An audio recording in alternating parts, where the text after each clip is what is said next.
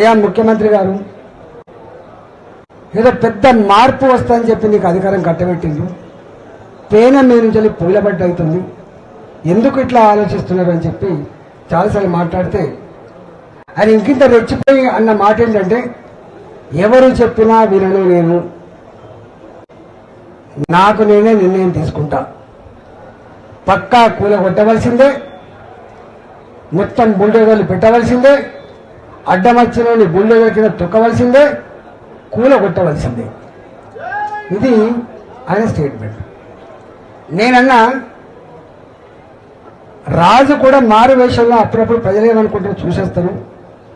సరే నువ్వు రాజు కాకపోవచ్చు కానీ నీ కింద ఇంటెలిజెన్స్ వ్యవస్థ ఉంది, వాళ్ళైనా నీకు చెప్పుంటారు కదా ఇక్కడ ఇట్లా ఉంది అని చెప్పి చెప్పుంటారు కదా, ఎందుకు మీరు వింటలేరు అని చెప్పి మళ్ళా ఇట్లా స్టేట్మెంట్ నడుస్తూనే ఉండే. నడిస్తే ఆయన అన్నాడు, మళ్ళీ నేను ఎవరు చెప్పినా వినను అని. నేను అప్పుడు ఒక స్టేట్మెంట్ ఇచ్చిన, ఎవరు చెప్తే వినని వాణ్ణి, ఎవరు చెప్పినా వినని వాణ్ణి ఆయన నాయకుడు అనరు, మనిషి అనరు, సైకో అంటారు అని చెప్పాను. సైకో అంటారు అని చెప్పాను.